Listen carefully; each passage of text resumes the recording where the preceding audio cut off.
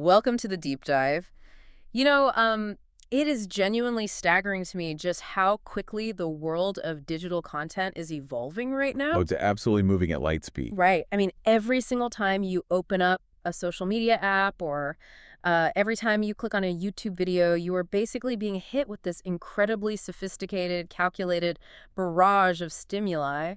And nowhere is that evolution happening faster than in esports and competitive gaming.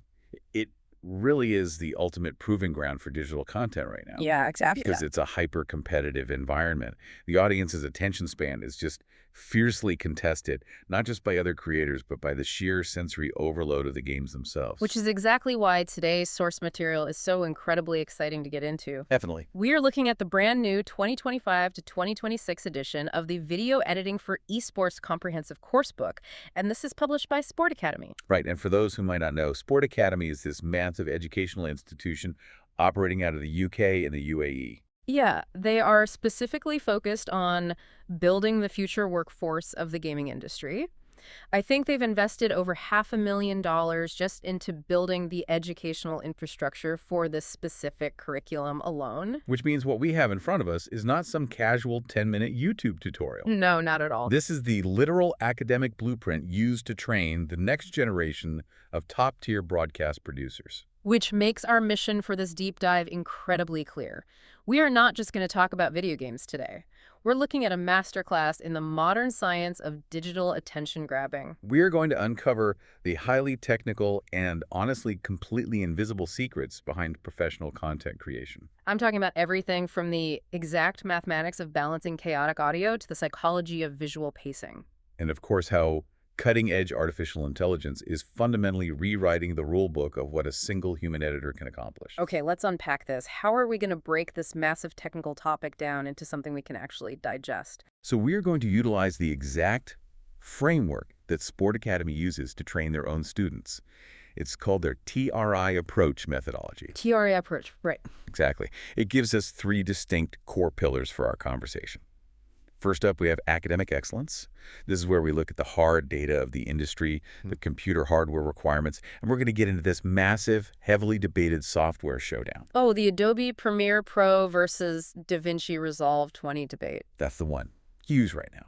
Then second, we move into industry experience. The gritty, hands-on stuff. Precisely. We'll get deep into the timeline itself, the art of visual pacing, the science of color grading, and we will place a massive focus on the exact mathematical science of audio mixing. Which I can't wait for. And the third pillar? The third pillar is world-ready skills.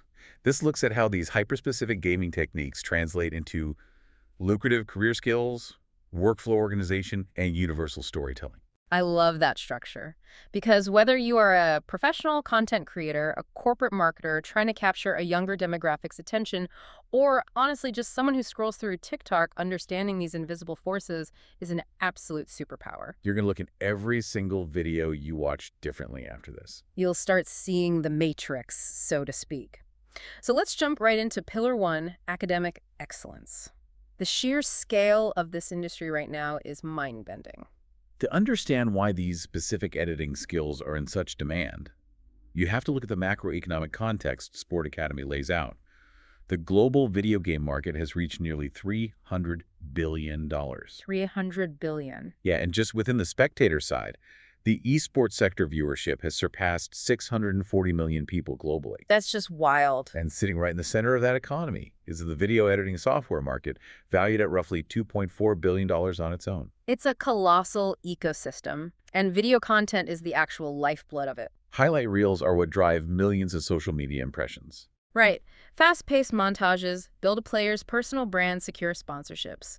Long-form recaps extend the life cycle of live stadium events. The quality of the editing is the primary metric separating an amateur team playing out of a basement from an elite professional studio with venture capital backing.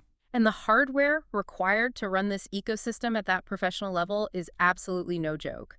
I was reading through the technical specs in the course book, and let me be clear with you, the listener. You're not pulling this off on a casual 5-year-old coffee shop laptop. No, you really aren't. They are recommending 64 gigabytes of RAM, NVIDIA RTX 4070 or higher GPUs, multiple terabytes of NVMe solid-state drives. We are talking about building a literal supercomputer just to cut video. But why is that much power necessary? Well, when you edit a standard YouTube vlog, you might deal with a single camera shooting 30 frames per second at 1080p. But in esports, you're dealing with uncompressed high-fidelity footage at 60 or even 120 frames per second. Often at 1440p or full 4K resolution. Exactly. The data files are gargantuan. Let's break down those parts for a second. If you aren't a PC builder, terms like NVMe and RAM just sound like alphabet soup. Right, let's clarify that. Like my work laptop right now has 16 gigs of RAM and handles dozens of spreadsheets perfectly. Why does cutting video require 64 gigabytes? Think of RAM like the physical surface area of a workbench in a garage. Okay. A workbench. If you're building a small birdhouse, a tiny workbench is fine. You have all your tools right there. That's your 16 gigs of RAM handling spreadsheets. Makes sense. But editing 4K esports video is like trying to build a full-size commercial airplane in that same garage. Those video files are enormous blueprints. If your workbench is too small, you can't look at all the blueprints at once. So the computer has to constantly swap them out. Exactly. It rolls up the one blueprint, puts it away in a filing cabinet, which is your hard drive, and pulls out another one just to show you the next frame of video. That constant swapping causes the video timeline to stutter, freeze, and crash. So 64 gigs gives you an impossibly massive workbench so you can spread every single high-resolution frame out at once. Real-time playback without breaking a sweat. And what about storage? The course specifically demands NVMe solid-state drives. Right. Those old hard drives, HDDs, were essentially record players. They had a physical spinning magnetic platter and a mechanical arm. So finding a file actually took physical time. Yes. An NVMe drive non-volatile memory express completely eliminates moving parts. It connects directly to the motherboard's digital superhighway, Pure electrical signals. delivering billions of bytes instantly. Without that speed, your massive RAM workbench is useless because the delivery truck bringing the blueprints is driving 5 miles an hour. Okay, so we have this absolute beast of a supercomputer, which brings us to the most consequential decision an editor has to make.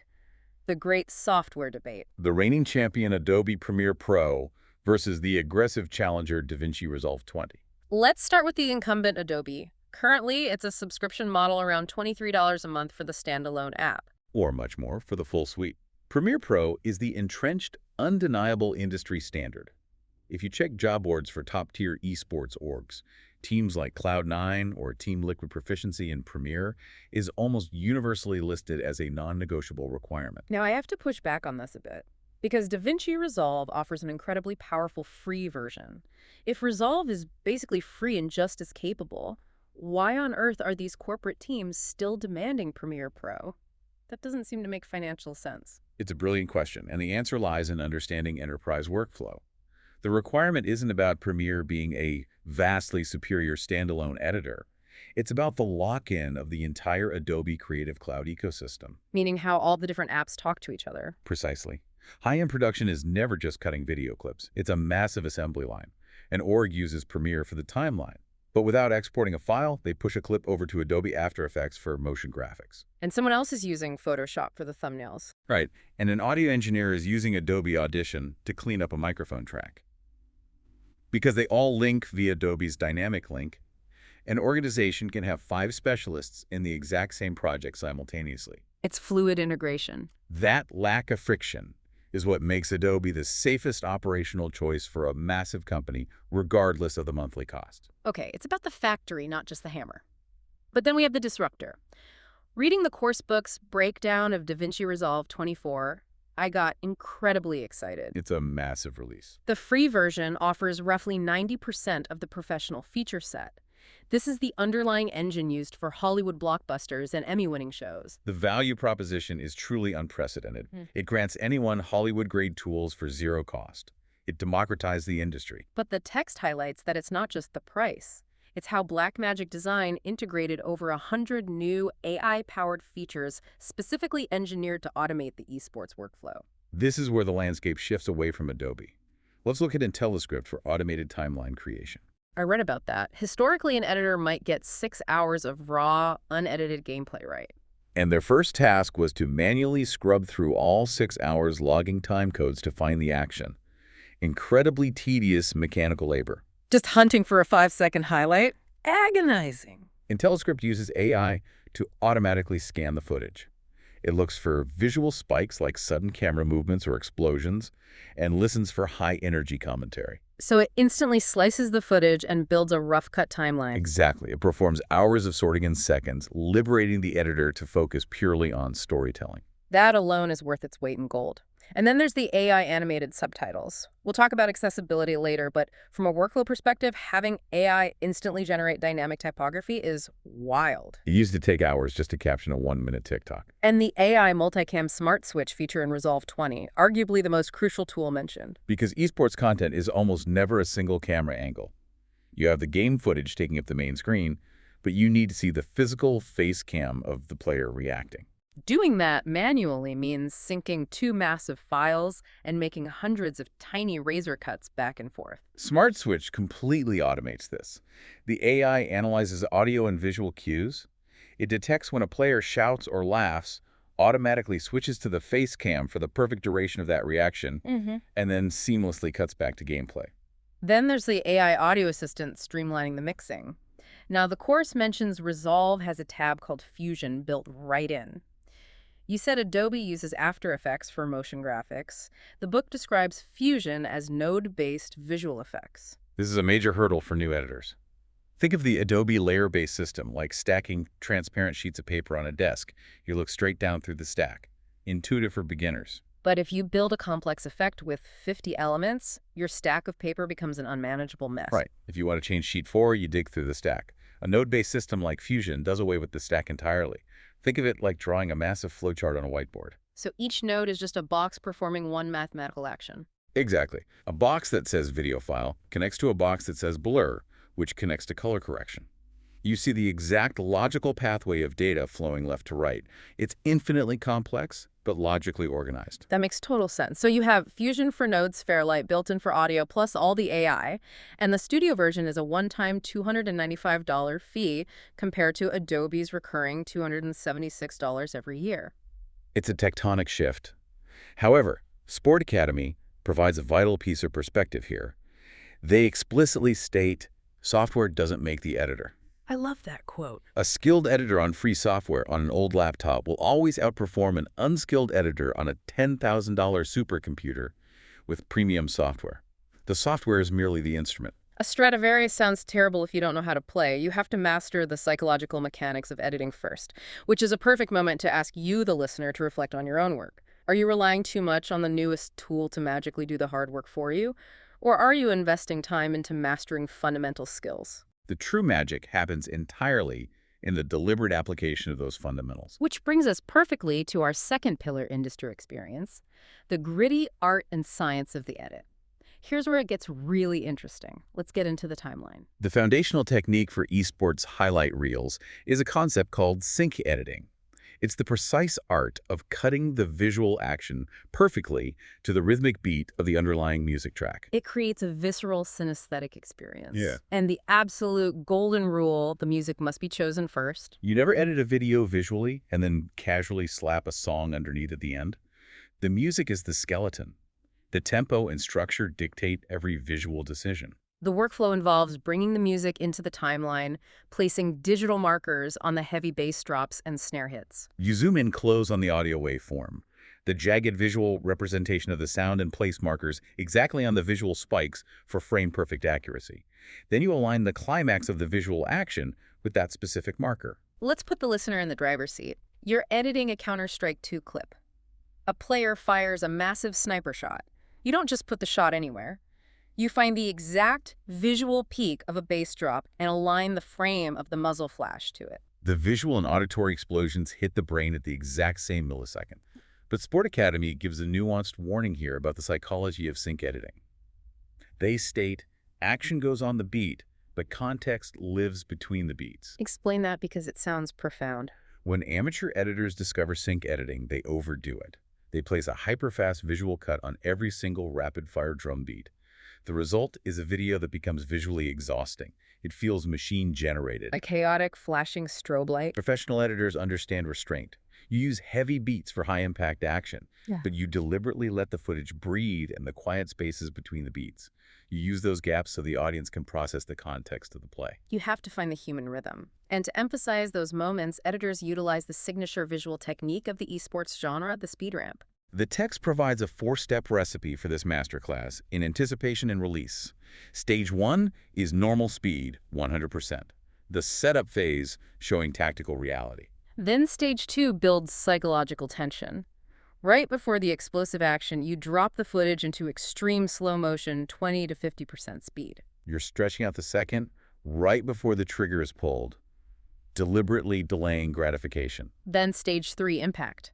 At the exact split second of the action, you violently accelerate the footage to 200 or 400% speed. Synchronized perfectly with that base drop marker. And finally, stage 4, return to normal speed for the aftermath. But the technical secret separating amateur from pro is the mathematical application of ease curves or Bezier curves. That sounds like high school calculus. What is a Bezier curve in plain English? Think of it like driving a car. To go from standstill to 60 miles per hour, you don't magically teleport to that speed instantly. The whiplash would snap your neck. You press the accelerator and gradually build speed. Exactly. If an amateur editor chops a clip and abruptly changes speed from 20 to 400% on a single frame, it feels like hitting a brick wall. It looks glitchy. Professional editors use Bezier curves to visually smooth those transitions. The curve acts as a digital gas pedal. It gradually accelerates the video, mimicking real-world physics and momentum, making time manipulation feel impossibly smooth. That is a phenomenal analogy. Okay, let's shift gears to manipulating light and color. The course clarifies a massive misconception between color correction and color grading. A vital distinction. Color correction is strictly technical and objective. It's about fixing reality, ensuring camera exposure is correct, contrast isn't hiding details, and white balance is neutral. And the text says don't trust your eyes alone, use scopes. Because your biological hardware is flawed, ambient lighting or eye fatigue will trick you. You have to use objective measurement tools built into the software. A waveform monitor measures brightness, an RGB parade scope balances red, green, and blue signals, and a vector scope measures color saturation. Once you have a perfectly neutral baseline image, then you move to color grading. The creative subjective process establishing a specific style using LUT's lookup tables. LUT is a highly complex mathematical algorithm that remaps specific color values to create a stylized cinematic look. Basically an Instagram filter on absolute steroids built by color theorists. It performs thousands of precise color calculations instantly. The real-world examples in the course show how the editor must respect the game's art direction. Valorant needs a clean, high-contrast grade for visual clarity. Counter-Strike 2 gets a gritty, desaturated military vibe. Fortnite demands hyper-saturated neon colors, while Apex Legends gets a warm cinematic blockbuster grade. The game dictates the grade. But the greatest technical challenge is integrating the face cam. The lighting on a player's face cam is usually an absolute chaotic nightmare of blue monitor glow and neon LEDs. It creates a nightmare of mixed color temperatures. But the golden rule is, natural skin always wins. You can't slap a Matrix-style green grade over the entire timeline if it makes the human look like a radioactive alien. The brain instantly rejects it as fake, so how do you fix it? You digitally isolate the face cam. Yeah. The technical tool to ensure humans look human is the skin tone line on the vector scope. This blew my mind. Explain this intersection of biology and math, because this is how people can fix their terrible lighting on corporate Zoom calls. It's a universal truth of video engineering. Regardless of a person's ethnicity or natural skin color, we all have red human blood flowing underneath our skin. Because of that biological fact, mathematically accurate human skin tones will always fall along one specific universal line drawn between the red and yellow color vectors on a digital vector scope. It doesn't matter who the person is. Exactly. If you adjust your color wheel so the pixels of their face align perfectly on that skin tone line, your viewer's brain subconsciously accepts the image as natural. Biology dictating software math. Incredible. Now we're going to dive incredibly deep into our major focus area for this section. The author drops a truth bomb right in the middle of the text. Bad audio kills videos faster than bad video. The golden, indisputable rule of media production. Humans are incredibly forgiving of poor visual quality. If it's blurry, but the audio is crisp and the story engages, we will watch it. But if it's shot on a $50,000 RED cinema camera, perfectly color graded, but the audio is blown out, harsh, or poorly balanced. The viewer clicks away in 5 seconds. Yeah. Bad audio physically hurts the human ear. So let's detail the exact audio mixing requirements specifically for esports highlight reels, focusing on how to balance music, game sounds, and commentary for maximum impact. Listener, grab a pen. First, we have the overall loudness target. The global industry standard for digital platforms like YouTube or Spotify is measured in LUFS, loudness units relative to full scale.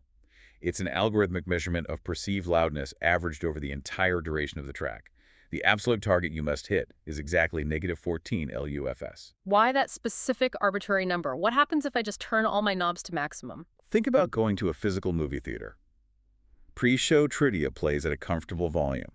Then a massive action trailer plays, and it's deafeningly loud, vibrating your seat. It's jarring. YouTube recognized this problem. Yes. If a user is listening to a quiet blog and your ultra-loud gaming video autoplays, it'll blow their eardrums. So platforms instituted a speed limit of -14 LUFS. If you mix your video to -8 LUFS, YouTube's algorithms automatically ruthlessly crush your audio down to -14. Applying heavy destructive compression that ruins your dynamics. And if I mix too quietly at -22 LUFS, YouTube doesn't turn it up. The viewer assumes it's broken and leaves. Hitting exactly -14 LUFS is the Goldilocks zone, ensuring your audio translates perfectly without algorithmic interference. That's the average. But then we have the rule for instantaneous audio peaks, the loudest split-second moments. The course states your loudest peaks must sit comfortably between -6 dB and -3 dB. Leaving empty space called headroom. The non-negotiable law of digital audio is you must never ever hit 0 dB. Explain why 0 dB is the edge of the cliff. In the old analog tape days, pushing audio past 0 created warm, pleasing distortion. Classic rock guitars. But in the digital computer realm, 0 dB is the finite top of the mathematical scale. There are no numbers above 0. It's a brick wall. If a signal hits 0 dB, the rounded top of the sound waveform is literally sliced off flat by the computer. This is digital clipping, producing harsh, permanent crackling static. Leaving headroom between -6 and -3 guarantees you never hit that destructive ceiling. Okay, those are the guardrails. But an esports highlight edit has massive audio information simultaneously, human commentary, explosive game, sounds heavy, electronic music, and added sound effects. How do you balance that chaos? The course provides an exact mix balance hierarchy. At the top of the pyramid is the voice. Commentary or player communications sit at 100% relative volume. It is the anchor and reference point for every other decision. The voice must always be the clearest element because it carries narrative context. What about sound effects? SFX sit just below or right at the voice level, fluctuating between 70 and 100%. These are impact effects hitting hard to sell the physical weight of a visual edit. They can briefly spike to match voice volume for punctuation, but shouldn't sustain there.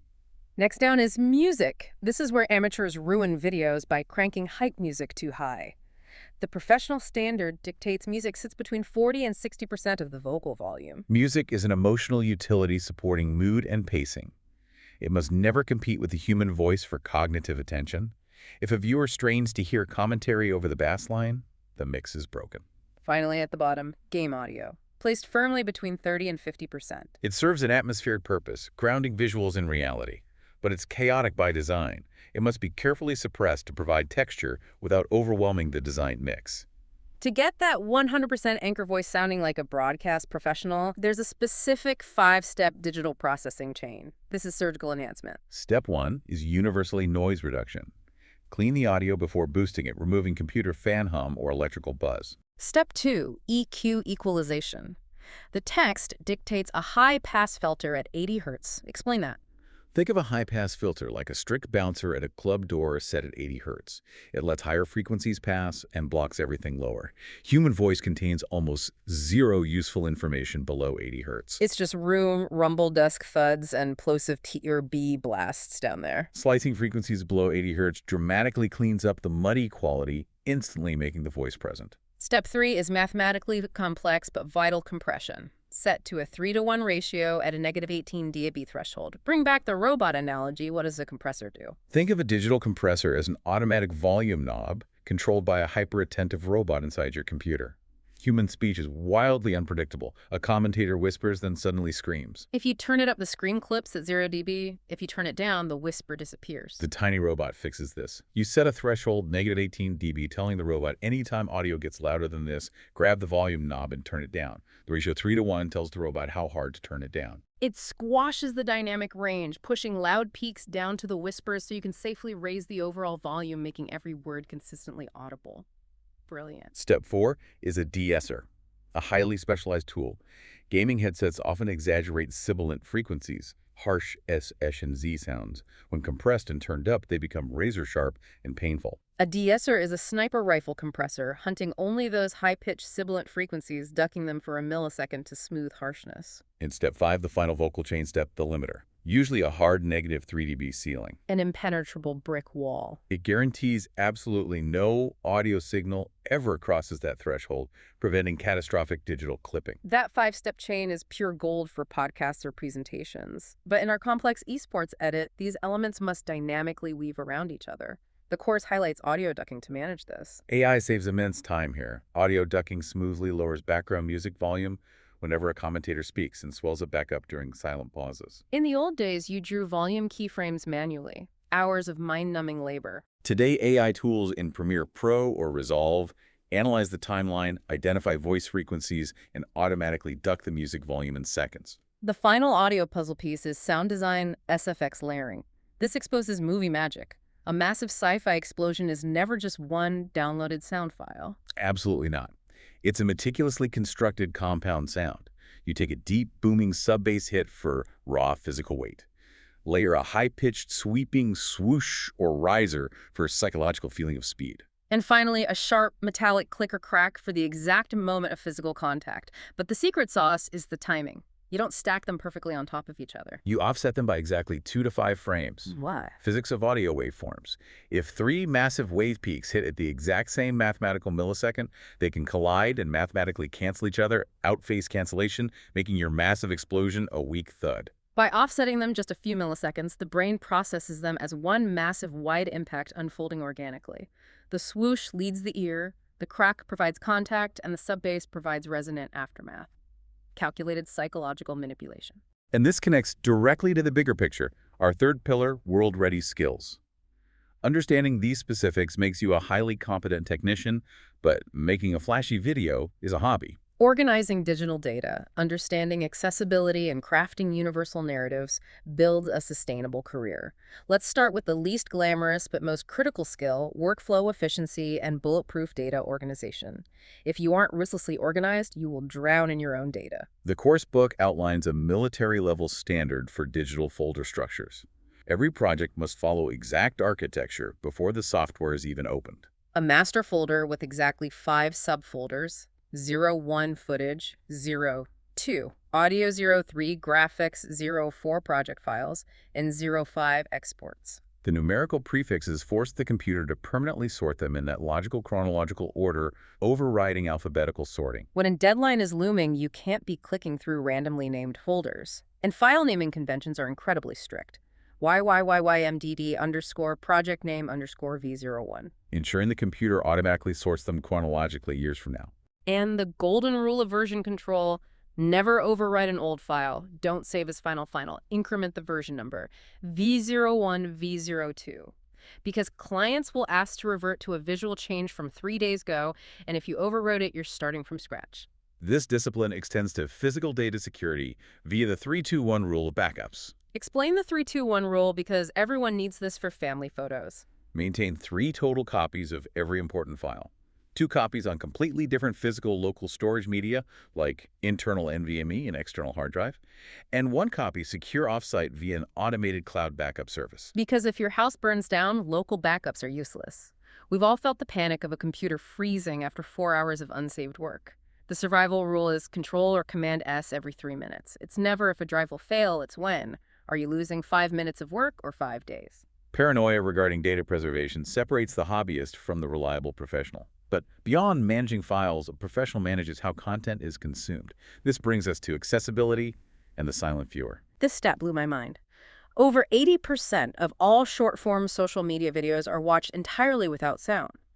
If your video relies entirely on that pristine mathematical five-step audio mix we just discussed, you are alienating 80% of your audience. They scroll past. Exactly why dynamic text animation, kinetic typography, and accurate subtitling are fundamental requirements. The course explores kinetic typography styles to convey emotions without sound.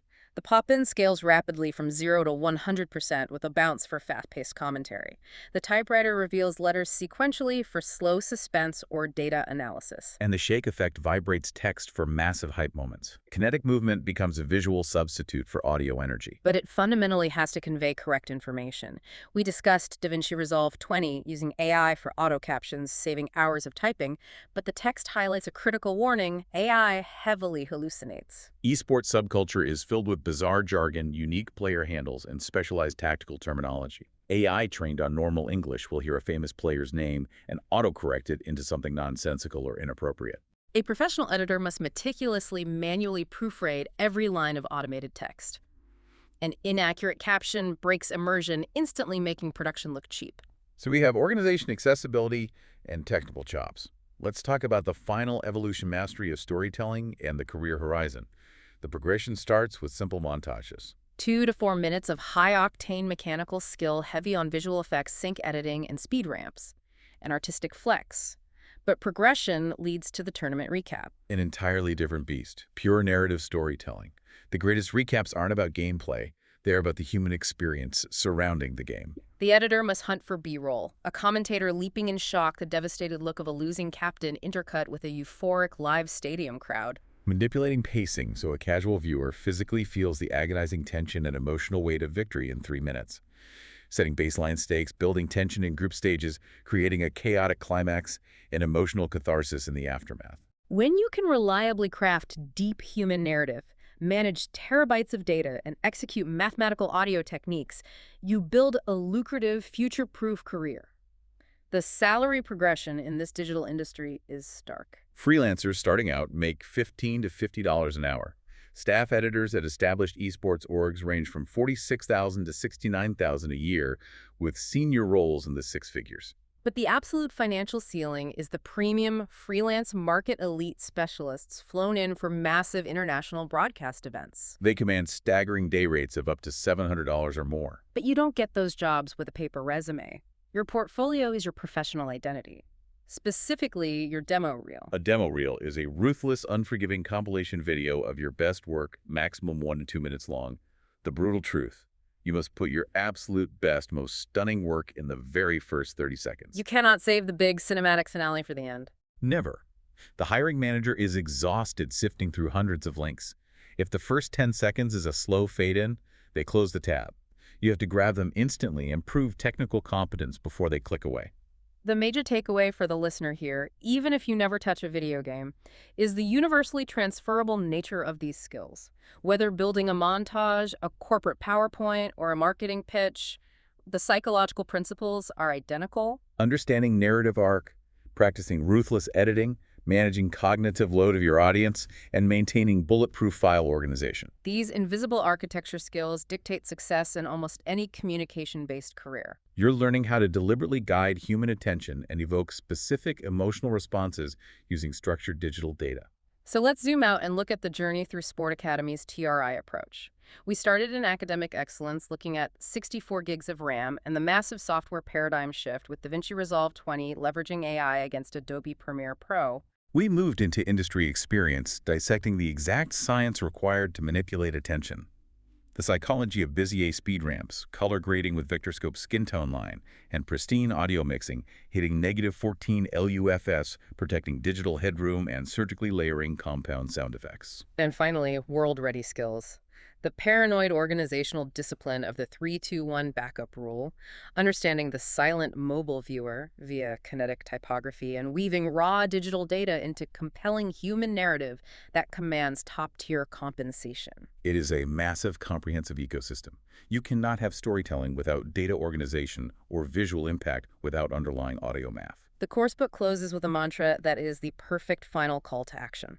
They tell their students the difference between amateurs and professionals is exactly 1,000 hours of deliberate practice. There is no magic plug-in, you have to put in the reps. So whatever skill you are trying to master, start your 1,000 hours today. That is fantastic advice. Yeah. But I do want to leave you with one final lingering question to deeply mull over. The course stresses that becoming a professional takes that 1,000 hours of practice to master physical mechanics of software. It takes hundreds of hours to intuitively learn where visual cuts go, how to balance audio compressors, and manually animate typography. Right. But with DaVinci Resolve 20, introducing powerful AI features like IntelliScript, automatically building timelines, and AI Audio Assistant doing the complex EQ mixing for you, what actually happens to the industry when those 1,000 hours of mechanical practice become obsolete? It's a huge shift. When the software can flawlessly execute tedious technical labor instantly, the traditional barrier to entry vanishes entirely.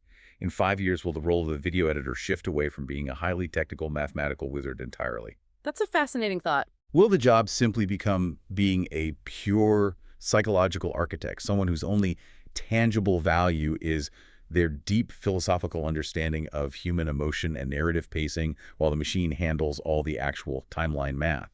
It's something to deeply ponder the next time you find yourself entirely captivated by a perfectly timed explosive highlight reel. What an incredible, slightly terrifying question to end on. Thank you so much for joining us on this deep dive. Keep learning, keep questioning the media you consume, and we will catch you on the next one. Sporty है तेरा जवाब, gaming का है ख्वाब, sporty है तेरा जवाब।